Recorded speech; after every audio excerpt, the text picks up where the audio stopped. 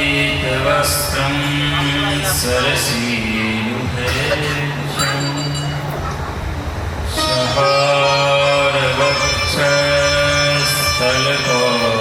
सहारवक्षस्थलकौस्तुभस्त्रियं नमामि विष्णुं शिरसा चतुर्भुजं नीलाचलनिवासाय नित्याय परमात्मने सुभद्राप्राणनाथाय जगन्नाथाय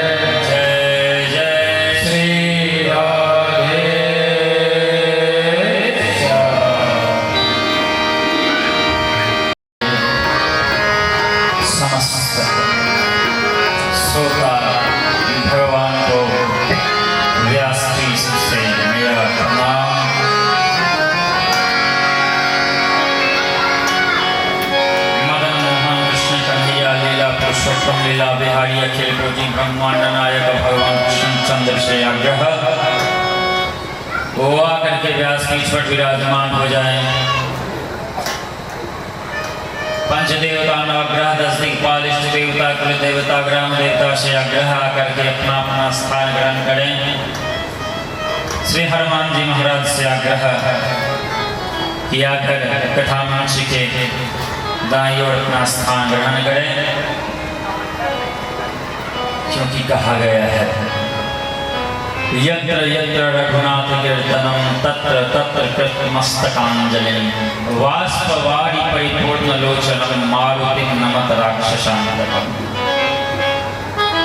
जहाँ जहाँ रघुनाथ जी का कीर्तन होता है, मेरे गोविंद का कीर्तन होता है, तत्र तत्र कृतमस्तकांजलि, वहाँ वहाँ श्री हनुमान जी महाराज अपने दोनों हाथ जोड़ करके विराजमान रहते हैं। वाष्पवारि परिपूर्ण लोचन मारुतिम नमत राक्षसांतकम। प्रत्यक्ष देव है श्री हनुमान जी महाराज कलयुग में।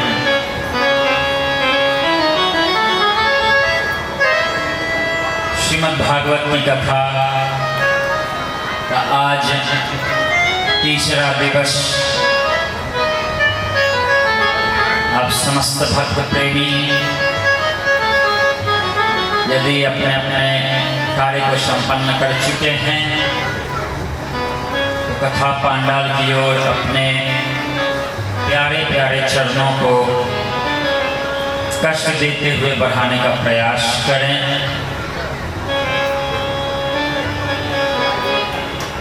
विगत 2 दिनों से आप लगातार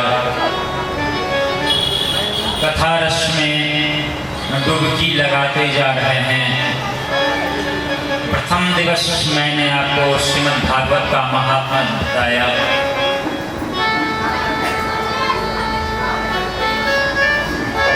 उसके उपरांत अभी भक्तमाल की कथा चल रही है।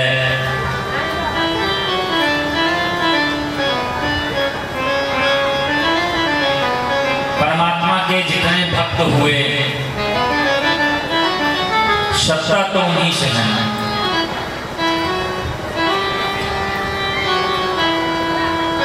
यदि भक्त नहीं होंगे तो फिर भगवान की कोई सत्ता है क्या? यदि तुलसीदास नहीं होते, वाल्मीकि नहीं होते तो राम को जानते क्या? मीराबाई नहीं होती, राधिका रानी नहीं होती, ललिता सखी नहीं होती, विनीता सखी नहीं होती तो क्या कृष्ण को हम जान पाते? यदि हनुमान जी नहीं होते तो क्या राम की सत्ता होती? जब भक्त हैं तभी भगवान हैं। हम दीन हैं, वो दीनानाथ हैं। और भगवान की सत्ता तभी है जब वो दीनों के दिल में जगह बनाएंगे।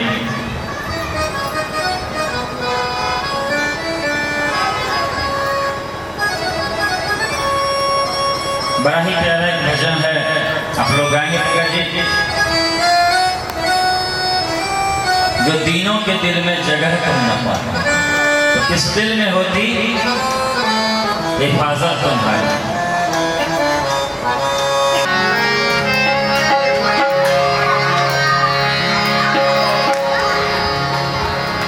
कृपा की न होती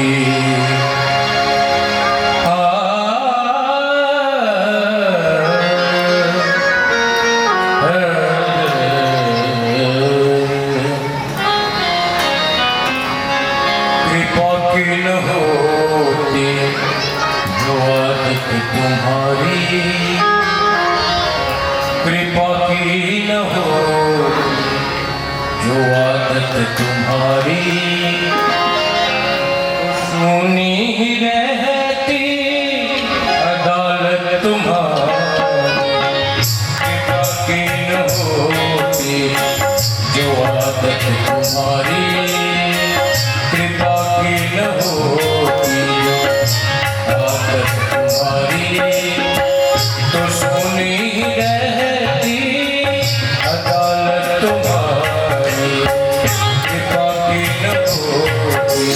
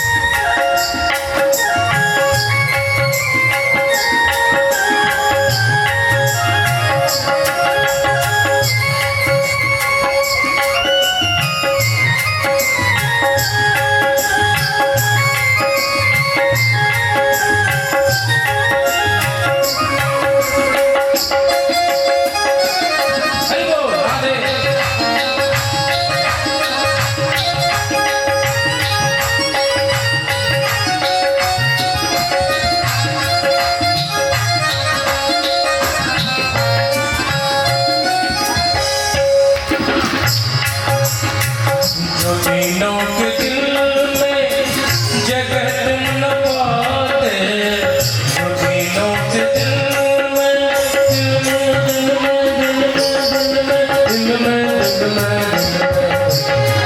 जो दिलों के दिल में जगह तुम न पाते, जो दिलों के दिल में जगह तुम न पाते, तो किस दिल में होती हाजत तुम्हारी।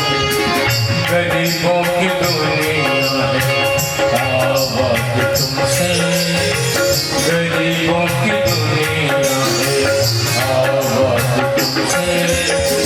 गरीबों से है बादशाह तुम्हारी, बाकी न होती हो आदत तुम्हारी।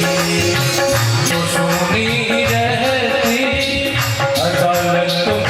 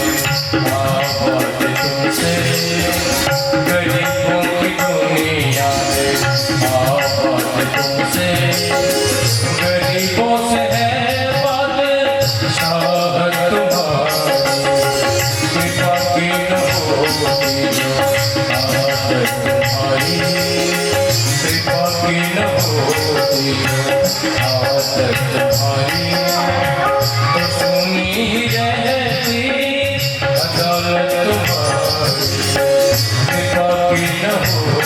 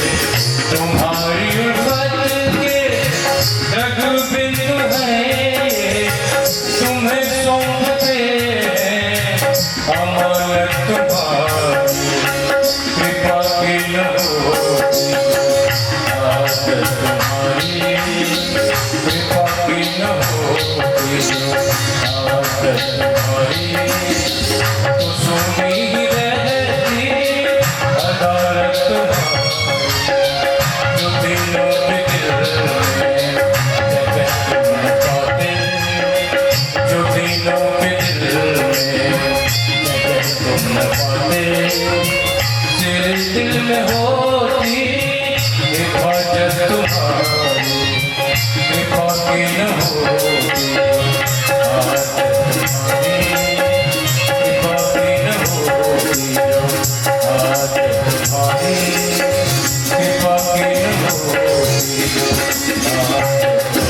साधना की है, आराधना की है,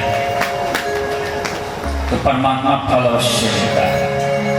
हम कहते हैं कि हमारे जीवन में बहुत कष्ट आता है, तो जीवन की राहों में सुख और दुख जो है वो भाग्य के अधीन है। मैं आज की कथा में इस पर हमारा कोई बस नहीं चलता है। आइए आज की परम पुण्य पावन कथा में चलने से पूर्व हम सच्चिदानंद भगवान की आराधना करते हुए उस आनंद रूपी गंगा में हम लोग एक बार डुबकी लगाने का प्रयास करें। तत्पश्चात हम कथा में आगे बढ़ेंगे। जिनका जिनका मन कथा में आनंदित होता है हाथ ऊपर करेंगे।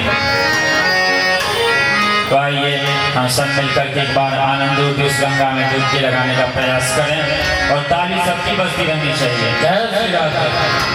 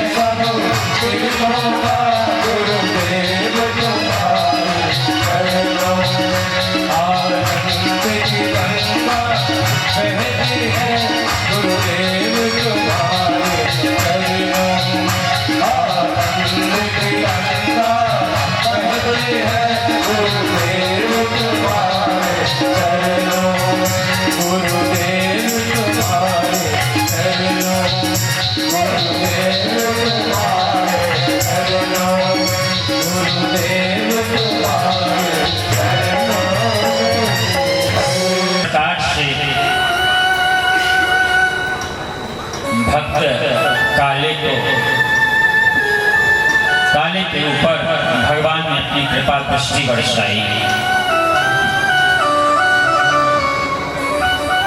दूसरे धर्म के होने के बाद भी काले ने कृष्ण को अपना माना, कृष्ण को अपना बना लिया। और हम तो महान सनातन धर्म में आए हैं। आज सनातन का दुश्मन कोई दूसरा नहीं, हम और आप खुद ही। हमने ऋषियों द्वारा बताई गई बातों को, उनके द्वारा दिए गए मार्गदर्शन को हम भूल चुके, जिसके फलस्वरूप हमारे घर में अशांति, कलह, क्लेश हम पर हावी होता जा रहा है। श्रीमद् भागवत की कथा, भक्त की कथा जब हमारे जीवन में उतरने लगती है तो कुछ और शेष नहीं रह जाता। सर्वे भवन्तु सुखिनः, सर्वे सन्तु निरामयः, सर्वे भद्राणि पश्यन्तु मा कश्चित् दुःखभाग् भवेत्। आइए हम भी सबके सुख की कामना, क्योंकि हम परमार्थी लोग, स्वार्थी नहीं है। हमारा कार्य है परमार्थ करना, केवल अपनी खुशी नहीं।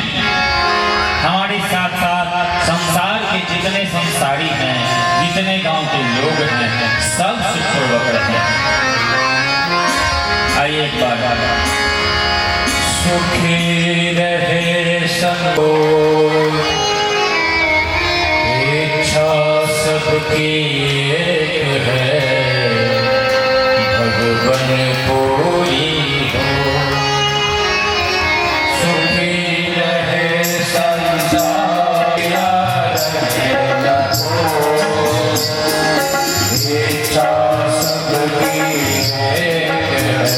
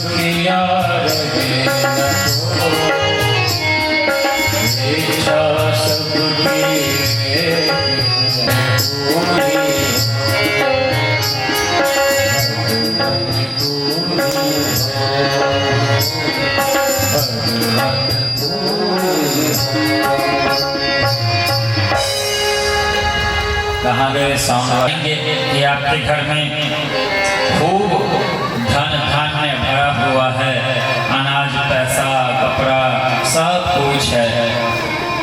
और पड़ोसी हमारा भूखा रहे, ये आपको अच्छा लगेगा? जब हमारे मन में ये भाव आ जाता है ना, ईर्ष्या का भाव, तो हमारा पतन प्रारंभ हो जाता है। और आज हमारे मन में ईर्ष्या का भाव कूट कूट कर भरा हुआ है। लेकिन जो ही आप अपने मन से भीतर से इस ईर्ष्या के भाव को निकाल फेंकोगे, समाप्त कर दोगे, तो फिर परमात्मा को प्राप्त करने में देर नहीं लगेगी। सबसे पहले मैं प्रतिदिन कहता हूं कि अपने मन से ईर्ष्या के भाव को, ईर्ष्या की बीमारी को आप दूर करें। दूसरी बात, अहम की बीमारी, मैं सर्वश्रेष्ठ हूं, मैं विद्वान हूं, मैं श्रेष्ठ हूं, मैं विद्वान हूं, मैं हर एक विषयों का ज्ञाता हूं, ये सब चालाकी, आपकी होशियारी, ये सब परमात्मा को अच्छी नहीं लगती। आप जितने सरल बनो, जितने सीधे बन जाओ, परमात्मा को वही पसंद है। आप कृष्ण की जगह कन्हुआ बोल दो, नंद का छोरा बोल दो, ना कुछ समझ में आई यशोदा का बेटा बोल दो, सब पसंद है। चालाकी मत करना, सब कुछ करना, लेकिन भगवान के आगे चतुर मत बनना, चालाक मत बनना। जितने हम भोले बन जाएंगे, हम परमात्मा के उतने करीब होते चले जाएंगे। जय श्री राधे, जय श्री राधे, राधे।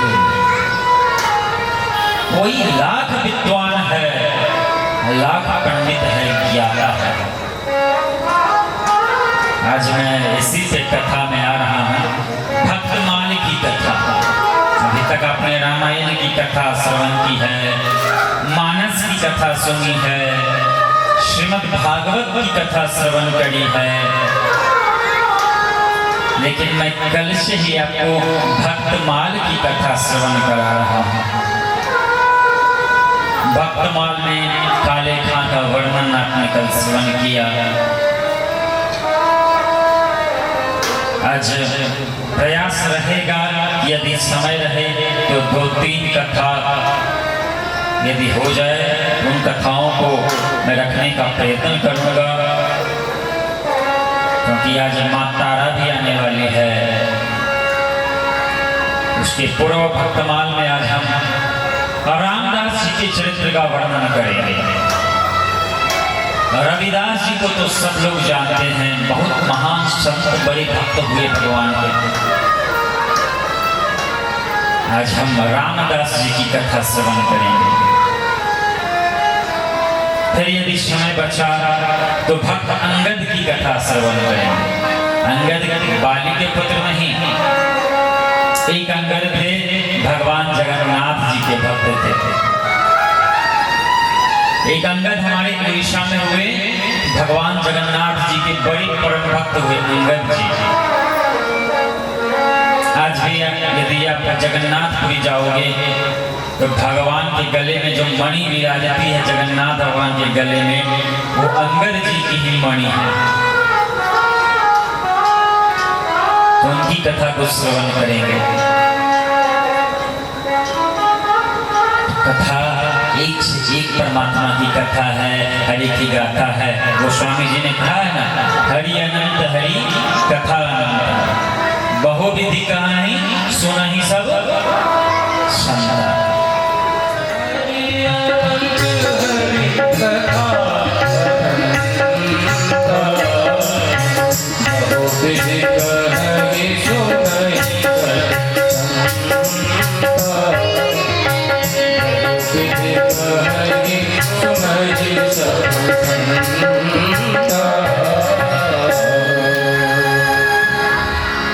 कोई ऐसा है जो कह दे कि मैं, बहुत लोग होते हैं बोलते हैं मैं पूरी भागवत जानता हूँ, जानकार हूँ, पूरी रामायण की मुझे जानकारी है, मानस मर्मज्ञ हूँ।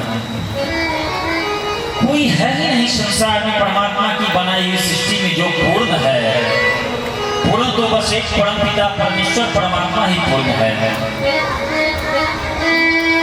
बाकी हम लोग क्या करते हैं, दो चार मंत्र की जानकारी हो गई, दो चार किताबें उठा करके पढ़ ली और अपने आप को हम क्या कहते हैं, ज्ञानवान पुरुष, ज्ञाता कहते हैं। कोई हो पाया है क्या कहता? आज हमारा समाज अपने आप को सर्वश्रेष्ठ कहने के चक्कर में आपस में ही उलझा हुआ है, आपस में ही झगड़ता रहता है। कैसे बताएं? होता है ना कि हम सर्वश्रेष्ठ हैं, हम सर्वश्रेष्ठ हैं, इस चक्कर में आपस में ही उलझा हुआ है, झगड़ता रहता है।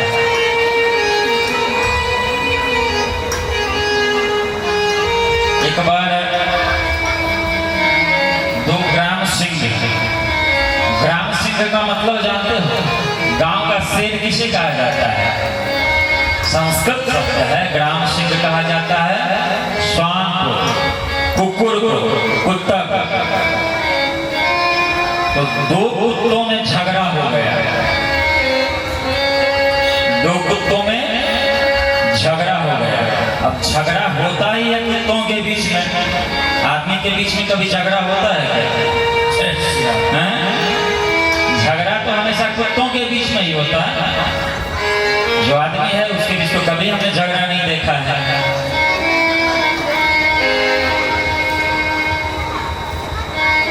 तो उन कुत्तों में से जो एक सबसे काला कुत्ता था, उसको सबने तो सबसे अधिक झगड़ा करता था। होता है ना, कुछ कुत्ते जो होते हैं, एक आध कुत्ते जो सबसे अधिक झगड़ालू प्रवृत्ति के होते हैं, होता है ना। तो उस कुत्ते को सारे कुत्तों ने मिल करके गांव से बाहर कर दिया। जब बाहर करने लगा तो उस काले कुत्ते ने कहा कि अब कभी दोबारा लौट कर नहीं आऊंगा, जाओ। सारे कुत्तों ने कहा तुम्हारी जरूरत भी नहीं है, तुम्हारी जरूरत भी नहीं है, जाओ, नहीं आऊंगा, मत आना। 2 दिन के बाद फिर वो कुत्ता चला गया है। कुत्ता ही जो ठहरा, 2 दिन के बाद फिर से चला आया। जो कुत्ते होते हैं वो चले ही आते हैं। 2 दिन के बाद चला आया कुत्ता जो ठहरा। तो बाकी कुत्तों ने कहा अरे कलुआ, उस कुत्ते का नाम था कलुआ, अरे कलुआ, दल बदलुआ, तेरे लौट आने से परेशान हैं हम, तेरे लौट आने से परेशान हैं हम, तुझे फिर से दल में शामिल कर ले, क्या इंसान है हम? तुझे फिर से दल में शामिल कर ले, क्या इंसान है? समय बड़ा विचित्र हो चला था। पहले हमारे दरवाजे पर, घर के दरवाजे पर क्या लिखा हुआ था? जय श्रीमन नारायण, स्वागतम। यदि अंग्रेजी के जानकार इंग्लिश के होते थे तो वो लिखा होता था वेलकम। अब क्या लिखा हुआ होता है घरों में? कुत्तों से सावधान। अब उस घर में सोचने वाली बात है, घर में पहले घर में आदमी रहते थे तो लिखा करते थे स्वागतम, जय श्री राम। अब घर में जो लिखे रहते हैं कुत्तों से सावधान, तो घर में कौन रहते हैं? हम बोलेंगे नहीं, आप खुद समझदार। राधे राधे बोलना पड़ेगा जी। एक राधे नाम की ताली तो बनती है। तो पहले घर में इंसान रहा करते थे, अब घर में तो जब कुत्तों से सावधान। अच्छा, जो कुत्ते पालने वाले होते हैं वो बड़े निश्चिंत होते हैं, वो आराम से होते हैं। लेकिन जो उस घर में बेचारे जाते हैं वो बड़े परेशान रहते हैं, जिस घर में कुत्ता होता है। अब कुत्ता अगर झपट करके लपकने के लिए शरीर में, अब बेचारा आदमी भाग रहा है, कुछ नहीं, मालिक बोला कुछ नहीं करेगा, आराम से आइए, अरे आराम से खाता है, कहीं काट लिया। गाय पालिए, हम गाय से दूर होते जा रहे हैं, वो कुत्तों के करीब होते जा रहे हैं। गाय पालने में गोबर उठाना पड़ेगा, वो भूसा मिलाना पड़ेगा, ये वो सारा। और कुत्ते होते हैं ना, सुबह सुबह का एक काम कुत्तों को लेकर के क्या करते हैं, उसको बाहर घुमाने में निकलते हैं और अपने आप में शान, हमारी शान है। कुत्ता को लेकर निकलेगा, बोलेगा कि हम प्रतिष्ठित व्यक्ति हैं। कुत्तों के साथ रहोगे तो कुत्ता ही बनोगे, गाय के साथ रहोगे तो कृष्ण बनोगे। राधे राधे। अब आप तय कीजिए कि कुत्ते के साथ रहना है कि गाय के साथ में रहना। अरे गाय तो दूध भी देगी, उस दूध से परिवार सिंचित होगा, पोषित होगा। कुत्ता क्या देगा?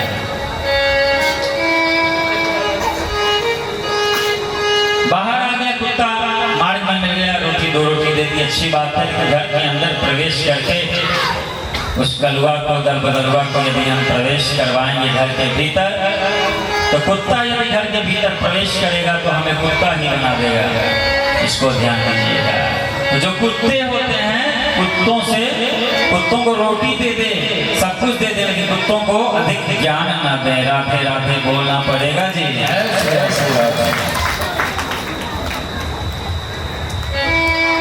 आइए, तो ये झगड़ना नहीं है। धर्म के नाम पर, पंथ के नाम पर, ग्रंथ के नाम पर, ज्ञान के नाम पर झगड़ा नहीं करना। बस हरि की कथा है, हरि स्मरण है, जैसे मिल रहा है बस देते जाइए। कन्हैया का नाम उल्टा भी सही, सीधा भी सही। वाल्मीकि जब राम के बदले मरा मरा बोल करके रत्नाकर से, जागू रत्नाकर से वाल्मीकि बन सकते हैं, हम तो खैर राम राम ही बोलते हैं। कोई उल्टा कहे, कोई सीधा कहे।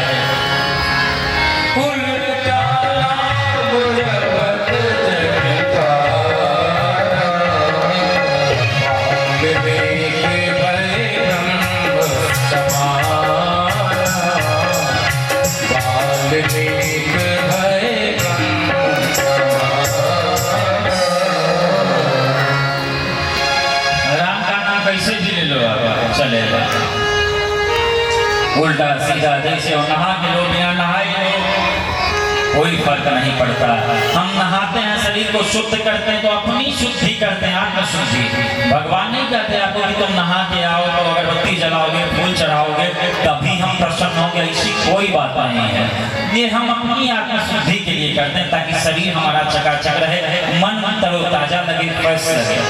भगवान ये सब नहीं देखते आपका कि आप नहा के आए हो, श्रृंगार करके आए हो, कैसे आए हो, नहीं आए हो, बिना नहाए आप पूजा घर में प्रवेश करके, ये सब भगवान नहीं देखते। ये सब अपनी आत्म संतुष्टि है। आप जैसे हो, जिस अवस्था में हो, हरि के नाम का स्मरण है, केवल हरि। हे हरि दया करो, हे हरि मैं तुम्हारा, हे हरि मैं तुम्हारा। आज की कथा दक्षिण भारत में एक संत रहते थे, नाम था रामदास। एक थे रविदास, एक हुए रामदास। ये सत्य घटना है, दक्षिण के ग्रंथों में आप पढ़ोगे। और भक्तमाल की ये बातें हैं। भक्तमाल पढ़िए आपने? भक्तमाल, अच्छा पीछे वाले कुछ लोग भक्तमाल पढ़े होंगे। जो भक्तमाल पढ़े हैं हाथ ऊपर करेंगे, जिन्होंने भक्तमाल पढ़ा। कोई नहीं पढ़े भक्तमाल? पढ़िए। भक्तमाल में बड़ी सुंदर सुंदर भगवान की कथा है। रामदास जी चमड़े का काम करने वाले। अच्छा एक चीज और देखिए, भगवान प्राप्त किसको होते हैं? गरीबों को। जल्दी अमीरों को पैसा, हम पैसा पैसा पैसा करते हैं, लेकिन आप देखिए जितने भी भक्त हुए, रामदास, रविदास, त्रिलोचन दास, कुंडली, जितने भी भक्त हुए, काले खान, सब गरीब। तो भगवान गरीबों को ही क्यों पसंद करते हैं? कहते हैं ना, गरीबों की दुनिया है आबाद, गरीबों से है बादशाहत तुम्हारी। यदि हमारे पास पैसा आ गया तो क्या हम भगवान को भजेंगे? यदि हमारे जीवन में केवल सुख ही सुख है, सुख ही सुख है, तो परमात्मा को कभी याद करेंगे? कभी भगवान को याद नहीं करेंगे। यार सब तो चकाचक चल रहा है हमारा, कोई दिक्कत नहीं, कोई तकलीफ नहीं, तो हम कभी भगवान को याद करेंगे? हम भगवान को काहे याद करते हैं? तो शरीर में कोई कष्ट आ गया, बाल बच्चा कष्ट में है,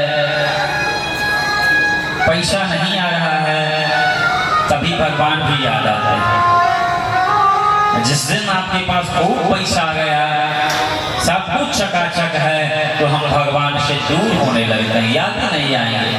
भगवान की माया जब घेर लेती है ना, तो फिर ये भक्ति रूपी आंखों पे मद, काम, क्रोध, लोभ, मद का चश्मा लग जाता है। दक्षिण देशं चर्मकार कृते कल कार्यं संपन्न तरहि एव जातः।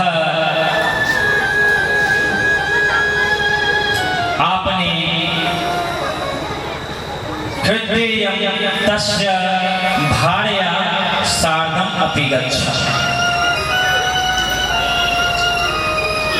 रामदास जी चमड़े का कार्य करने वाले और इतने दीन थे, इतने गरीब थे कि पूछो ही नहीं। दीनता पूछ करके भरी हुई थी।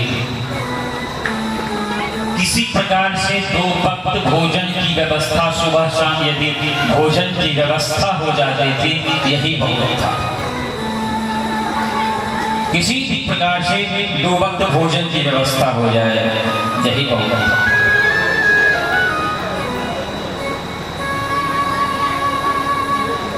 रामदास जी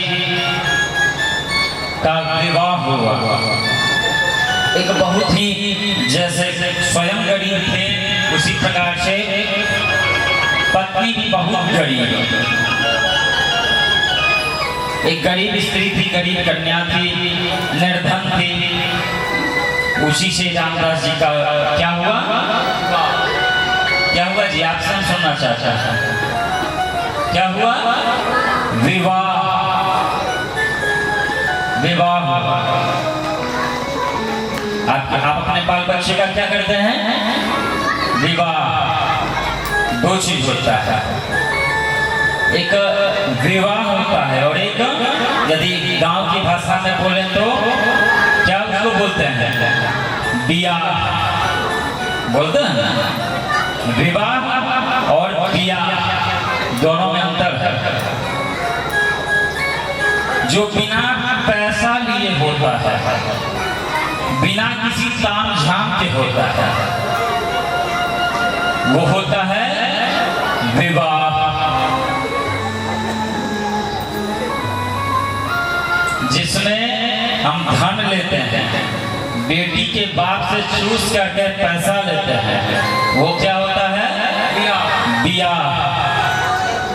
तो विवाह जो होता है, तो उसमें लोग क्या कहते हैं? वाह वाह वाह, विवाह, बड़ा सुंदर कार्य किया फलाने बाबू ने, बड़ा अच्छा किया, 1 रुपया भी नहीं लिया, वाह वाह वाह वाह वाह। लेकिन जब पैसा चूस करके लेते हैं और बियाह करते हैं, तो इसमें पूरा जीवन बेचारे लड़का का क्या होता है? किसी में देता है। तो विवाह और बियाह होता है, जिंदगी भर कष्ट जो आएगी पैसा दे करके, तो आह करवाएगी ना सब, अब बढ़िया से आह करवाती है। अब आपको फैसला करना है कि विवाह करना है बाल बच्चे का, कि बियाह करना है। हम लोग बोलेंगे बियाह करेंगे, विवाह में पैसा कहाँ मिलेगा, और घर से खरीद पढ़ाई लिखाई इतना खर्चा किए काहे?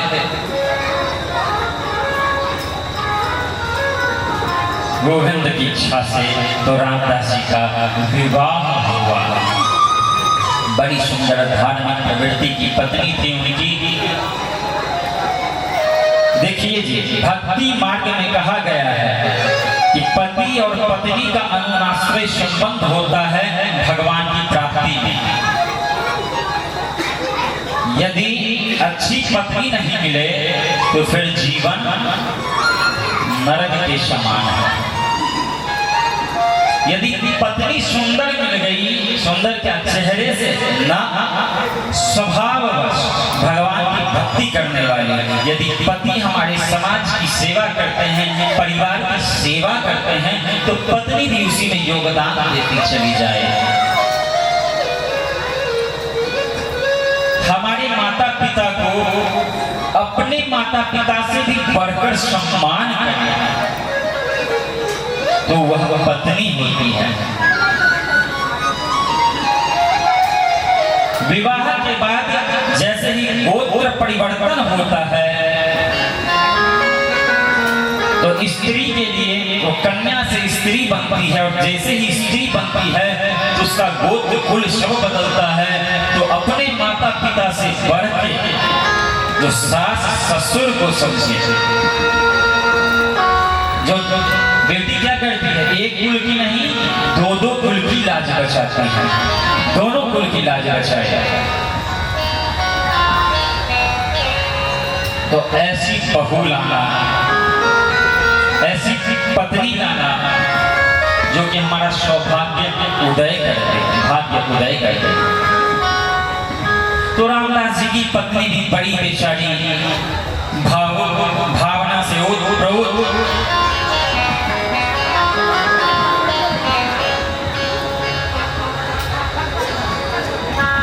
भावना से भरी हुई, भावना से ओतप्रोत, पति के कार्य में हाथ बटाने वाली, पति भजन करते तो उनके लिए भोजन की व्यवस्था कर देते।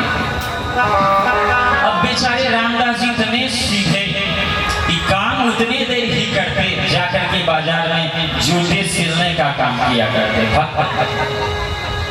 बाजार में बैठ करके जाकर जूता सिलते और उतने देर ही जाकर के जूता सिलते जितने में शाम के भोजन की व्यवस्था हो जाए। ना 2 रुपया अधिक कमाना, ना किसी से बातचीत करना, केवल बैठ करके हे हरि हे हरि हे हरि हे हरि हे हरि। हमारी कभी कभी ऐसी स्थिति हो जाती है ना हम सबों की कि हम काम कुछ भी करते हैं लेकिन चोट ऐसा लग जाता है समाज से, अपने परिवार से ऐसा चोट लग जाता है हृदय पे कि हरि हर हरि हर हरि हर हरि हर गोविंद गोविंद गोविंद। कभी कभी होता है ना कि कुछ इतना कष्ट हो जाता है कि आंखों से अविरल आंसुओं की धारा बहने लगती है और केवल परमात्मा को याद करने लगते हैं, हे हरि मैं हार गई और हार के तेरे द्वार आई, अब कौन है तेरे सिवा, हार गई मैं हर जगह से, अब कोई भी तो नहीं है तुम्हारे सिवा।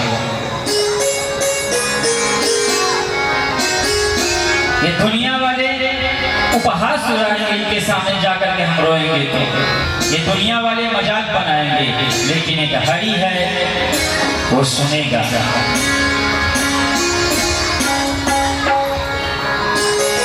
वो हमारी बातों को सुनेगा, हमारी दुख विपदा को व्यथा को सुनेगा।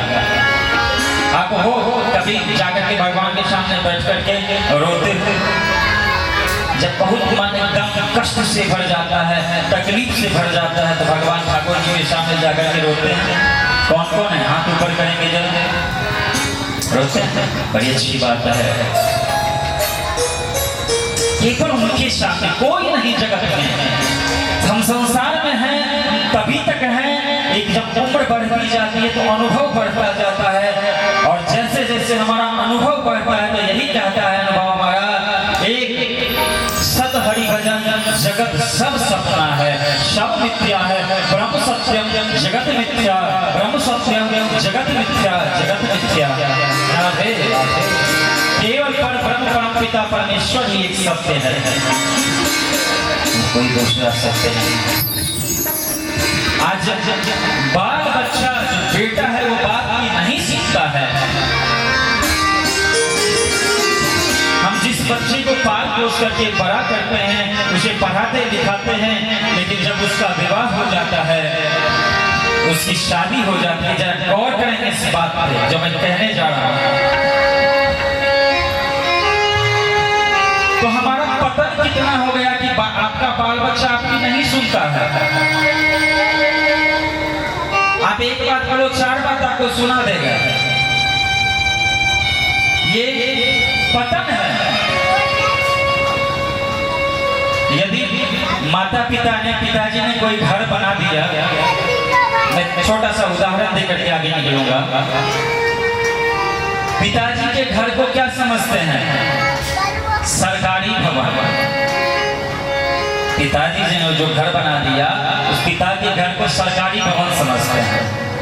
सरकारी भवन में जो लोग काम करने अब जाते हैं, हॉस्पिटल जाइए, ब्लॉक जाइए या कहीं भी जाइए, तो सरकारी भवन की दशा क्या रहती है? उसमें जो काम करने वाले कर्मचारी रहते हैं, कहीं बेसिन टूटा हुआ है, कहीं प्लास्टर टूटा हुआ है, कहीं झुका हुआ है, हर जगह गंदा ही गंदा। तो लोग उसको, जो उसमें कर्मचारी रहते हैं, उसमें झाड़ू तक नहीं लगाते और ना कोई सामान को ठीक करते। क्यों?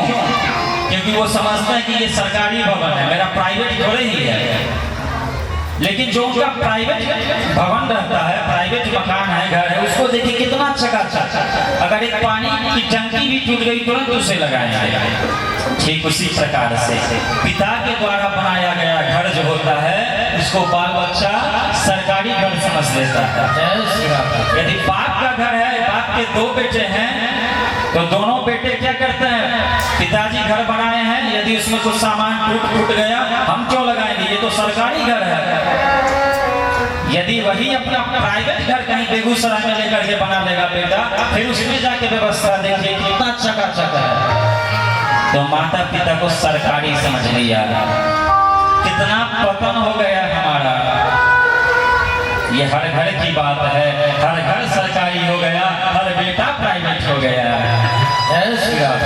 हमने क्या संस्कार दिया?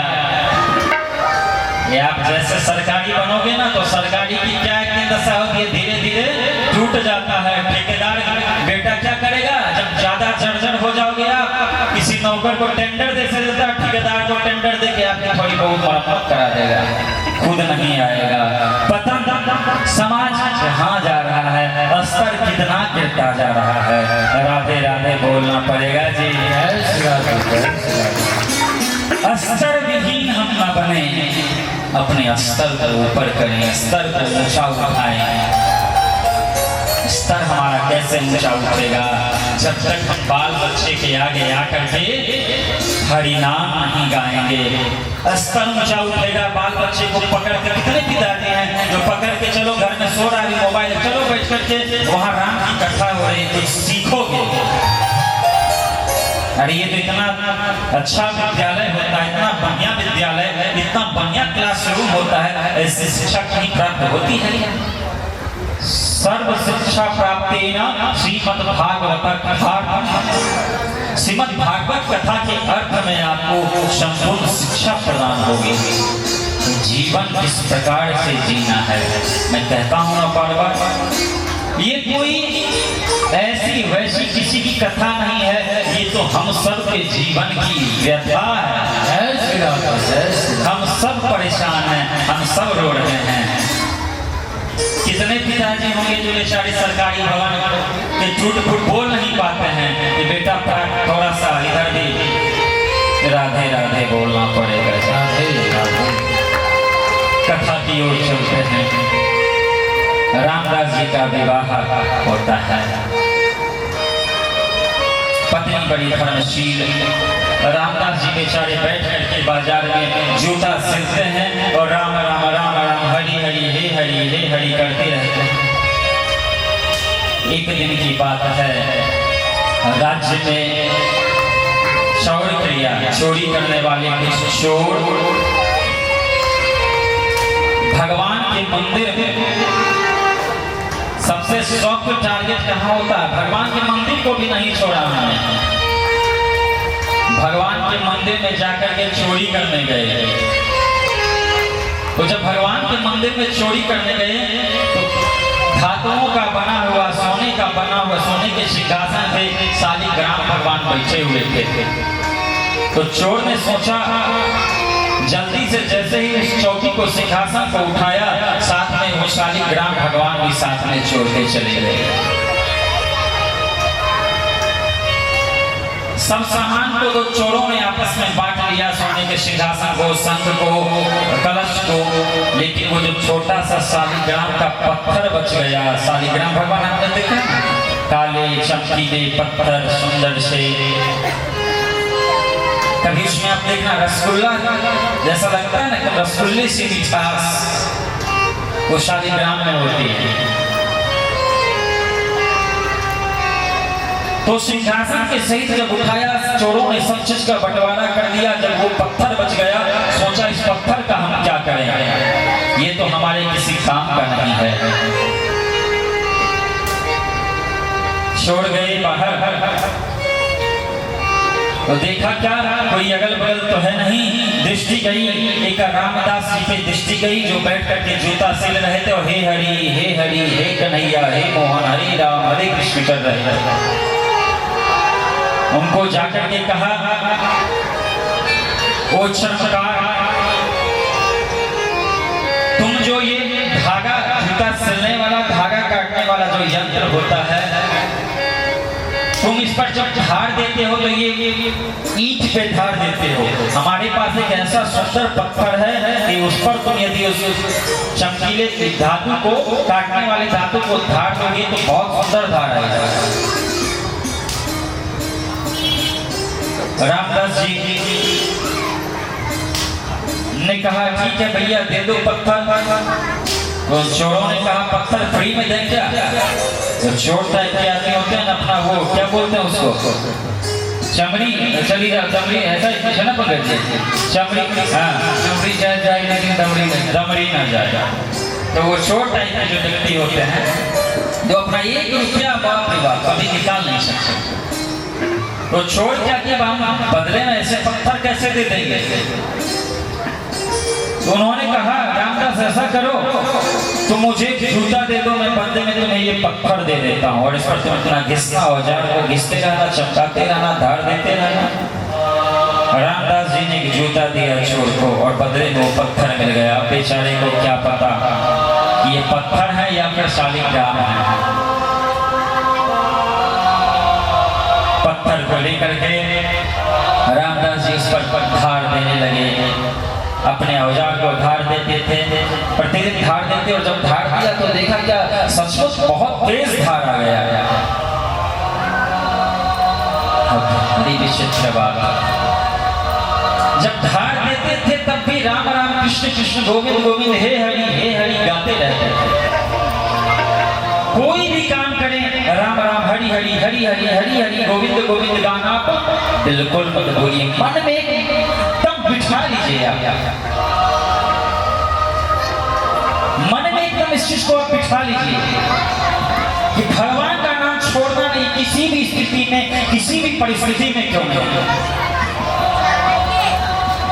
मृत्यु तस्य जातम् श्वासः परिधानम् श्री राम संकीर्तनम यस्य मृत्यों गतः।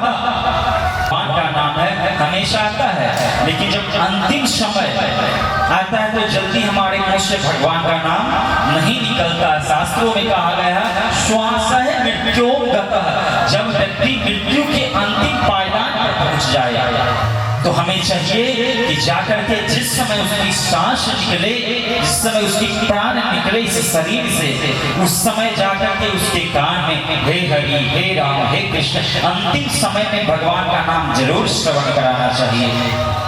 तभी व्यक्ति की मुक्ति मिलती है। केवल गंगा जल और तुलसी पिला देने से कुछ नहीं शरीर का होने वाला है। केवल एक नाम जप कीजिए आप, एक वही साथ जाएगा, केवल नाम जप।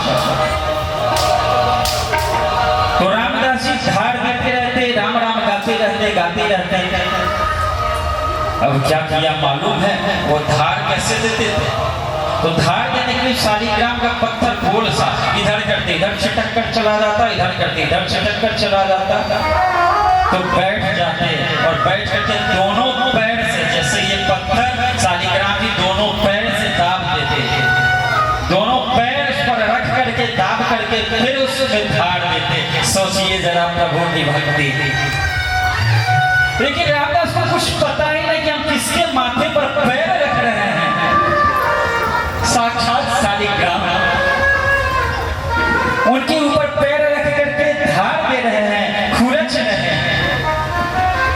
रोज का यही काम। शरणागत, मानो रामदास शरणागत हो गए भगवान के आगे। कुछ पता नहीं, मैं बताता हूँ ना कि भगवान को प्राप्त करने के लिए हमें भोंदू बनना पड़ेगा। हो तेज नहीं, हम भोंदू बनेंगे तभी भगवान मिलेंगे। तेजी में भगवान मिलेंगे क्या? जिस दिन हमारी समझ में ये बात आ गई ना कि अरे हमारे घर में बच्चा आया और बच्चा हम पूजा कर रहे हैं और हमारी गोदी में आकर के बच्चे ने लघु शंका कर दी, बच्चे ने मूत्र त्याग दिया, अब क्या करना? अब जाकर के हम धोएंगे, नहाएंगे, शरीर को और ये साफ करेंगे, समझो भगवान आपको कभी नहीं मिलेंगे। हम पूजा करें, आराधना करें, छोटा बच्चा आया हमारे वस्त्र पे मूत्र त्याग कर दिया, समझो कन्हैया ने मूत्र त्याग कर दिया है। अरे भगवान यही सब देखते हैं क्या कि आपके शरीर में क्या लगा है, क्या नहीं लगा, ये सब ठाकुर जी नहीं देखते। वो तो मन के भाव को देखते हैं। तन आपका क्या है कोई मतलब नहीं, मन कितना शुद्ध है ये देखते हैं। राधे राधे बोलना पड़ेगा।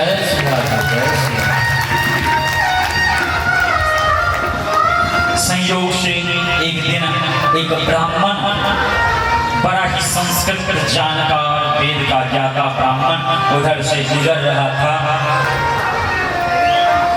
उसकी चप्पल टूट गई। वो चप्पल सिलवाने के लिए इधर उधर देखने लगा तो वही चर्मकार नजर आया रामदास। वो गया चप्पल सिलवाने के लिए। ब्राह्मण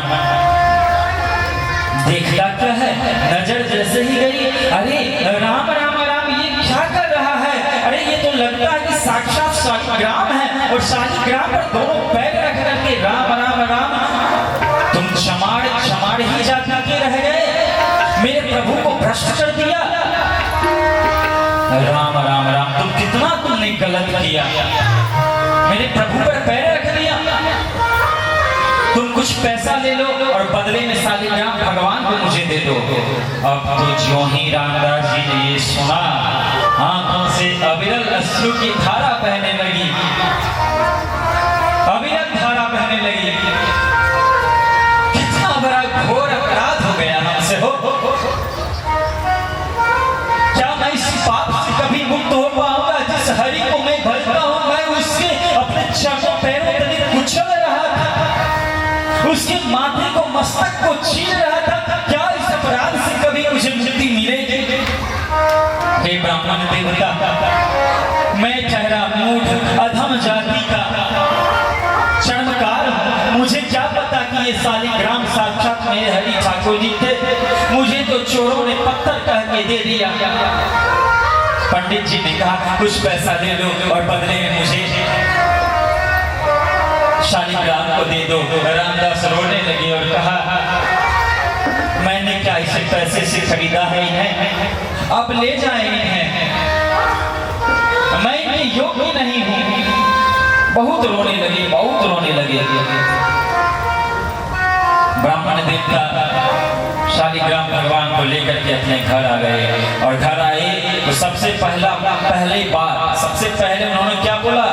अरे राम राम भगवान, आपको चमार ने छू दिया, चमकार ने छू दिया, राम राम राम कैसे रहे? सबसे पहले भगवान को पंचगव्य से स्नान कराया, गंगा जल से स्नान कराया, पंचामृत से स्नान कराया, सब दूध दही इत्र लगाया।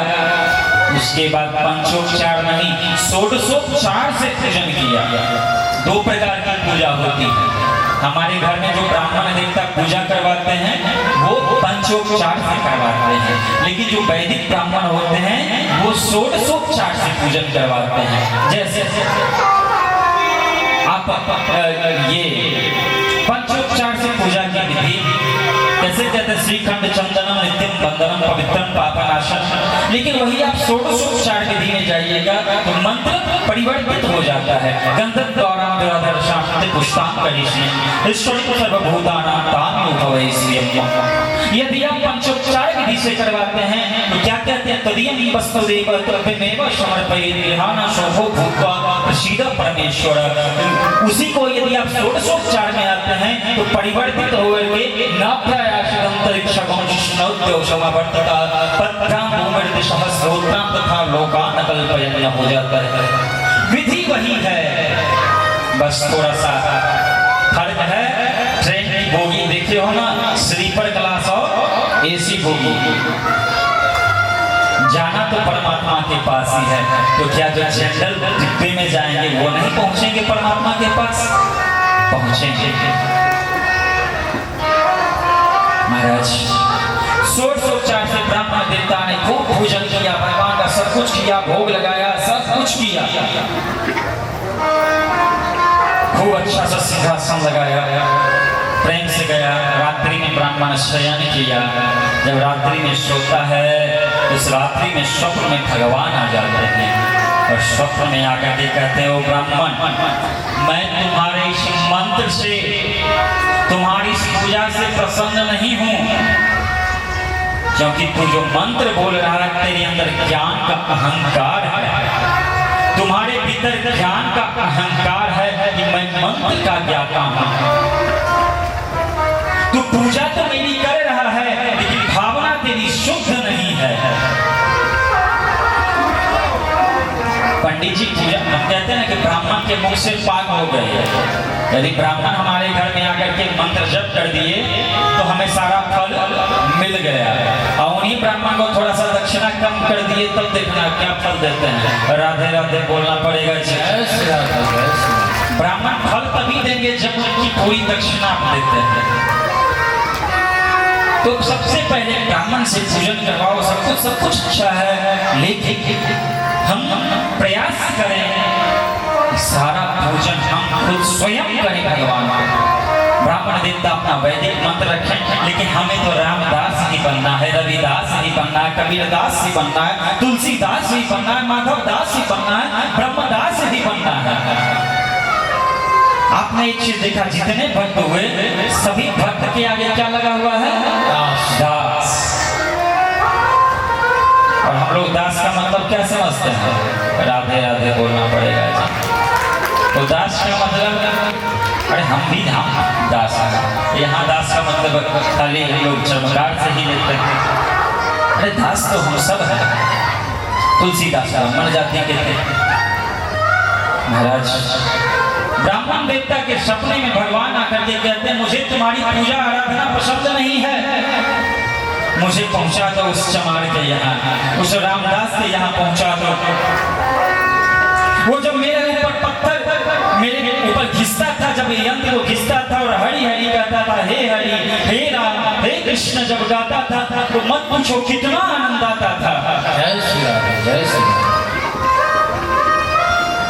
मुझे तो उसी चर्मकार, उसी रामदास के यहाँ ही रहना है। मुझे तुम्हारी ये पूजा पसंद नहीं, तेरी आराधना पसंद नहीं, तेरी साधना पसंद नहीं। भगवान हो कौन से गुण पर रीझ जाते हैं कौन जानता है? आपके कौन से गुण पे प्रभु रीझ जाएंगे ये कोई जानता है क्या? कोई नहीं जानता। कौन सा आचरण आपका पसंद आ जाए, कौन सी पूजा भगवान को पसंद आ जाए, किस रूप में आकर के नारायण मिल जाए।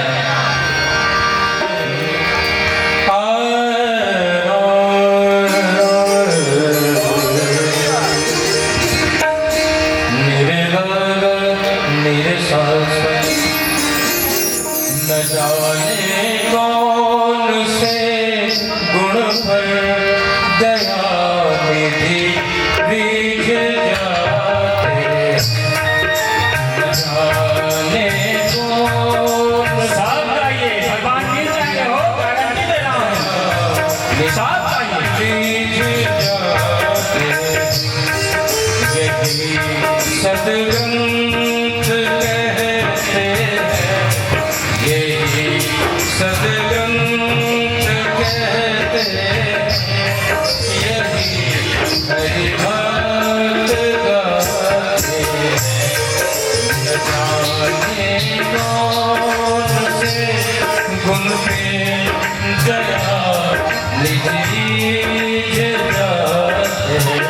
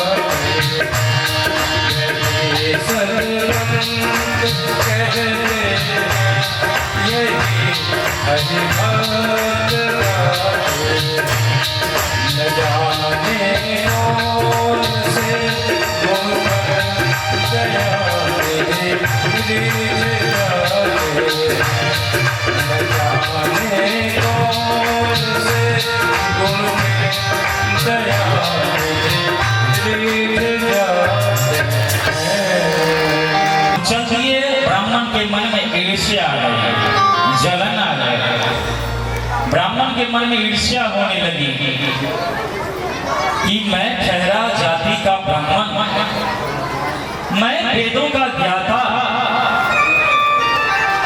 भगवान मुझसे नहीं रीझे और एक मूढ़ क्षमार शूद्र जाति का भगवान को प्रसन्न कर लिया।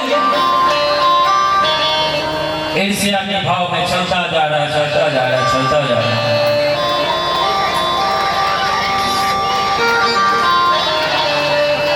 ऐसा क्या है उस चमत्कार में, उस रामदास में कि भगवान उसी के पास रहना चाहते हैं। जब जाकर के देखा ब्राह्मण, जब रामदास जी के घर के नजदीक पहुंचा तो क्या देखता है कि रामदास जी कमरे में अकेले, कक्ष में अकेले बैठ करके हे हरि कह करके रो रहे हैं, पश्चाताप के आंसू निकल रहे हैं कि मैंने कितना बड़ा गुनाह कर दिया। मेरे भगवान आए मेरे पास, मैंने उन्हें लातों से मसल दिया, मैंने उन्हें चरणों से मसल के रखा। हे हरि रो रहे हैं बार बार, सब सुध बुध खो करके लगातार रामदास जी रो रहे हैं। अब तो उस ब्राह्मण ने देखा, अवाक रह गया, ये भक्ति होती है, ये भक्ति है। अरे मैं क्या वेद और मंत्रों से भगवान को रिझाऊंगा, मैं क्या वेद मंत्रों से भगवान को रिझाऊंगा। भगवान को तो यहाँ बैठ के रामदास रिझा रहा है, भगवान इसके पास नहीं तो क्या हमारे पास अहंकारी के पास आएंगे। राधे राधे बोलना पड़ेगा, भगवान प्राप्त होते हैं। देखिए जी, सब कुछ करो, लेकिन मेरी गारंटी है जो फल हमें कथा सुनने और सुनाने से प्राप्त होता है वो फल खूब आप व्रत कर लो, अनुष्ठान कर लो, कुछ से नहीं प्राप्त होता। शास्त्र कहता है श्रीमद् भागवतम शास्त्रम कर्ण द्वयम मम रसायनम निगम कल्प तरोर गलितम फलम पिबत भागवतम रसमालयम। कथा क्या है? एक सुंदर वृक्ष लगा हुआ है, वेद रूपी वृक्ष, निगम कल्प तरोर गलितम फलम, और उस सुंदर वृक्ष का, वेद रूपी वृक्ष में जो सुंदर सुंदर मीठे मीठे फल लटके हुए हैं वही है भगवान की कथा, भगवान का नाम स्मरण। वो चीज आपको वेद मंत्र जपने से नहीं मिलेगा, जो चीज आपको हरि की कथा में आने से प्राप्त हो जाएगा हो। तो सब कुछ छोड़ करके कथा में आइए, कथा श्रवण कीजिए। और हम तो देख भी रहे हैं क्या कथा के प्रति आपकी आस्था है। दिन प्रतिदिन, साल दर साल, जैसे ही चर्चा केवल आपके बीच हो जाती है कि कथा होने वाली है, आपका मन प्रफुल्लित हो जाता है, आनंदित हो जाता है हो। ये सहज नहीं है, ये आपकी भक्ति का ही प्रभाव है कि बार बार श्रीमद् भागवत रूपी गंगा आपके बीच में प्रवाहित हो रही है। और अब तो पंकज जी हम देख रहे हैं धीरे धीरे ये कथा का इतना, लोग कहते हैं कलयुग है, यही तो कलयुग है। देखिए जी, इतना सुंदर कलयुग है। मैंने बताया सबसे, तीनों युग में सबसे बढ़िया युग कौन, किसी 4 युग में बताया था, कलयुग। कलयुग इतना बढ़िया कोई युग नहीं जिसमें केवल नाम स्मरण करने मात्र से ही भवसागर पार कर जाते हैं। कलयुग युग केवल नाम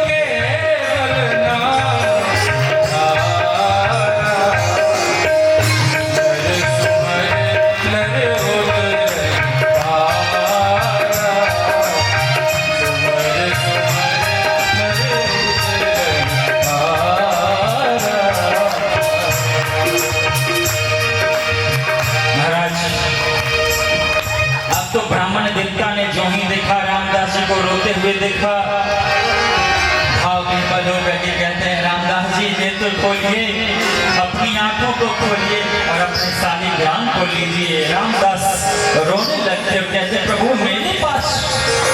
ब्राह्मण ने कहा इसके अधिकारी तुम ही हो रामदास, मैं नहीं, मैं इसका अधिकारी नहीं हूँ, मैं इनको रखने योग्य नहीं हूँ, इनको रखने की क्षमता मेरे भीतर नहीं है। ये भक्ति जो परात भक्ति,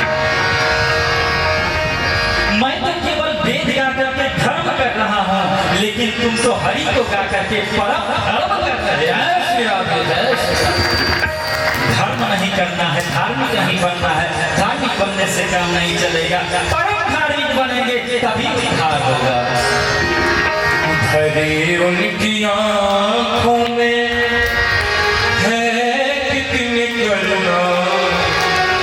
हरि उनकी आंखों में है कितनी करुणा, जाकर सुना तुम्हारी से पूछो, जाकर सुना तुम्हारी से पूछो, करामात क्या है तुम्हारी से पूछो। हरि उनकी आंखों में है कितनी करुणा, हरि उनकी आंखों में है कितनी करुणा, जाकर सुना तुम्हारी से पूछो, जाकर सुना तुम्हारी से पूछो। कृपा कितनी करते हैं शरणागतों पे, कृपा कितनी करते हैं शरणागतों पे, बता सकते हैं यदि, बता सकते हैं यदि मिले विवेक, प्रीतों को पावन वे कैसे बनाते, प्रीतों को पावन वे कैसे बनाते, जटायु सरिस मनसा हारिस पूछो, जटायु सरिस मनसा हारिस पूछो, हरे की आँखों में है कितनी करुणा, हरे की आँखों में है कितनी करुणा, जाकर सुना पुकारे से पूछो, जाकर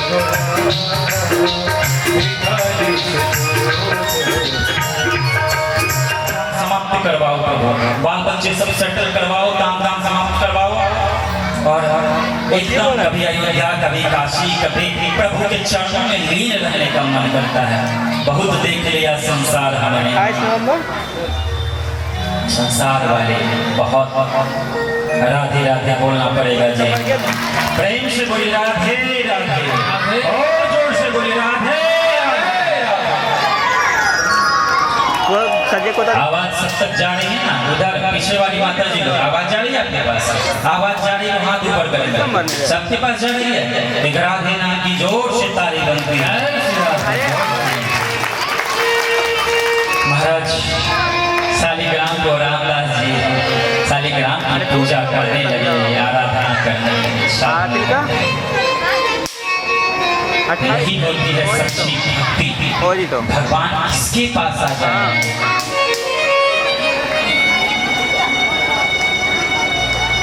थोड़ा सा कितना दूर है? बच्चों को जरा शांत करवा करके रखेंगे। होता क्या है कि लड़का की लड़की इधर से शोर आता है तो कथा भूल जाता है, अभी नहीं कर, और जब कथा भूल जाते हैं तो फिर ध्यान भंग हो जाता है, तो वो आनंद थोड़ा थोड़ा समाप्त होने लगता है। तो थोड़ा सा बच्चे पर ध्यान, बच्चे भगवान का रूप होते हैं, बालक भगवान हैं, फिर भी नटखट होते हैं, तो उनको जरा सा पीछे करके रखेंगे। तो कथा बड़ी सुंदर सुंदर कथा है आज। अब तो जैसे जैसे कहते हैं ना, ये ऐसा सागर है जितना डूबोगे उतना पाओगे कन्हैया को। हम जितना डूबेंगे उतना इसमें आनंद सागर में कुछ मिलता जाएगा, भक्ति मिलती जाएगी। भगवान ने क्या कहा इस कथा में कि चतुर नहीं बनना है, सीधा बनना है, भोंदू बन के रहना भगवान के सामने। जैसे हो सके रोटी सब्जी खा रहे हैं तो भगवान को चढ़ा देंगे। एक प्रश्न आया था मेरे पास। हाँ बोलो ना। ये अभी तो नवरात्रि का एकदम पावन पर्व चल रहा है, इसमें प्याज लहसुन तो वर्जित है, तो भगवान को ये नहीं चल रहा है। लेकिन क्या जब हम प्रतिदिन जब घर में खाते हैं तो प्याज लहसुन खाते ही है लोग, तो क्या प्याज लहसुन बिल्कुल अशुद्ध है? क्या प्याज लहसुन दिया हुआ भोजन भगवान को भोग लगाया जा सकता है या नहीं? प्रश्न उठता है, बड़ा गूढ़ प्रश्न है ना। बड़े बड़े संतों को हमने पढ़ा है और कहते सुना है, तो बहुत बड़े संत हैं और शास्त्रों में भी पढ़ते हैं। प्याज लहसुन की उत्पत्ति कहाँ से होती है? जैसे आलू मिट्टी के अंदर उपजता है, वैसे ही प्याज भी मिट्टी के अंदर उपजता है, लहसुन भी मिट्टी के अंदर से उपजता है। ऐसा तो नहीं है कि हम किसी को जीभ को मार के काट के उसमें से रक्त निकल रहा है, ऐसा कुछ तो प्याज लहसुन के साथ नहीं है। तो फिर प्याज लहसुन को अशुद्ध क्यों रखा गया है? देखिए, प्याज लहसुन अशुद्ध नहीं होता। ये आप ब्राह्मण बोलेंगे कि प्याज लहसुन अशुद्ध होता है, मैं नहीं बोलता। और कोई भी कथा का अच्छे जो शास्त्र को जानने वाले हैं वो प्याज लहसुन को अशुद्ध नहीं बताएंगे। आप प्याज लहसुन दिया हुआ भी भोग लगा सकते हैं भगवान को। होता क्या है, प्याज और लहसुन में रजगुण और तमोगुण अत्यधिक मात्रा में पाया जाता है, जो कि हमारे ब्रह्मचर्य को नष्ट करता है। उसमें रजोगुण और तमोगुण, तामसिक प्रवृत्ति का, उसमें तमोगुण की मात्रा अधिक रहती है, जिसके कारण व्यक्ति का ब्रह्मचर्य नष्ट होने की संभावना रहती है। तामस वाला भोजन हम करेंगे, तामसी भोजन, तो वो नष्ट होगा।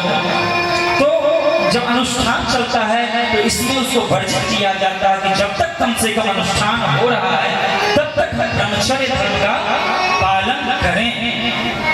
न कि प्याज लहसुन में ऐसा कोई दोष और दुर्गुण है कि हम उसे अशुद्ध उसे मार करके काट करके, ऐसा तो कुछ नहीं है प्याज लहसुन के साथ। तो ये बात है, राधे राधे बोलना पड़ेगा जी। जब अनुष्ठान नहीं है तो वो औषधि के रूप में भी लिया जाता है। लहसुन को हम खाते हैं ना, दवाइयों में बहुत सारी आयुर्वेदिक दवाइयों में उसको डाला जाता है, तो इसमें कोई दोष नहीं है। हाँ, दोष कहाँ लगता है जब हम किसी जीव की हत्या करते हैं, उसका ये कर्म भक्षण करते हैं, वो दोष लगेगा। जहाँ किसी का क्रंदन हो रहा है, रोदन हो रहा है, वहाँ दोष लगता है। किसी की चीख को, किसी की हाय को नहीं खाना है। किसी की चीख और किसी की हाय को यदि हम खाते हैं वो दुर्गुण है। व्यक्ति तो बड़ा चतुर होता है, हम क्या है, बहुत चतुर है। भोंदू अपने आप को नहीं, अगर अपने आप को भोंदू कौन कौन समझती हो? जो भोंदू की कुछ पूछने नहीं आता, कुछ समझ में नहीं आता, आप ऊपर करेंगे। जो एकदम अनभिज्ञ हो, देखिए जी कितनी सब तेज है, कितनी तेज है पंकज जी सब, कोई भोंदू समझने के लिए तैयार नहीं है। राधे राधे बोलना पड़ेगा। और एक चीज और है, बोले क्या? कहाँ रहे? आजकल क्या आप लोग के वास्तव में ये लोग भोंदू नहीं है। अगर इन लोगों के पति देव यदि कोई काम करेंगे जा करके तो एकदम डायरेक्ट बोलेंगे आपको कुछ नहीं आता है क्या? राधे राधे बोलना पड़ेगा। ये आप एकदम तुरंत बोलते हो ना ये चीज, आपको कुछ पूछने नहीं आता, आपको कुछ समझ में नहीं आता है। गाँव की भाषा में मैं आप लोगों के बीच जब तक मैं सरलता से नहीं समझाता हूँ तब तक मुझे आनंद नहीं आता। मैं कोई बहुत बड़ा ये कथाकार अपने आप को नहीं मानता, मैं आपके बीच का हूँ। आप लोग मेरी माता जी हो, बहन हो, चाचा जी सब लोग हैं। तो यहाँ पर तो पारिवारिक बातें चले, भगवान के यहाँ तो पारिवारिक बातें चलती है ना। राधे राधे बोलना पड़ेगा। तो हम बहुत चतुर होते हैं। विद्यानां सबसे मस्तस्राणां तस्यो परिजाता हृदयात् न अपि पवित्रं तस्यो तरहि कृतास्थ सुतीक्ष्णं बुद्धि। शास्त्र कहता है कि हम भगवान के सामने भी जाते हैं तो बुद्धि लगा देते हैं। एक बार एक घोड़ा पहुंच गया भगवान के यहाँ। एक घोड़ा था बेचारा भगवान के यहाँ फरियाद लेकर के पहुंच गया कि भगवान शिकायत है क्या? तो आपने मुझे पृथ्वी पर भेजा मनुष्य की सवारी के लिए। तो मनुष्य जो आदमी है वो हम पे चढ़ के चले गए, तो मेरे ऊपर आपने एक सीट दी, एक ही सीट दी ना। घोड़ा बोला कि मेरे पीठ पर आपने एक सीट दी कि एक सीट पर बैठ के एक आदमी चलेगा, लेकिन इतना होशियार ये आदमी है कि टमटम बना लिया। अब उस पर 5 आदमी बैठ करके चलता है। और उतना ही नहीं करता है, जब जहाँ पर पुलिस चेकिंग लगी होती है उससे आगे बढ़ता है तो 2 आदमी को और बिठा लेता है। तो हम बहुत चतुर होते हैं। भगवान ने तो घोड़ा भेजा एक सवारी के लिए, हम उसको टमटम बना के यूज करते हैं। जितना जो दिया परमात्मा ने, जो प्राप्त है वही पर्याप्त है। इसी को जीवन में हम सिरोधार्य करें।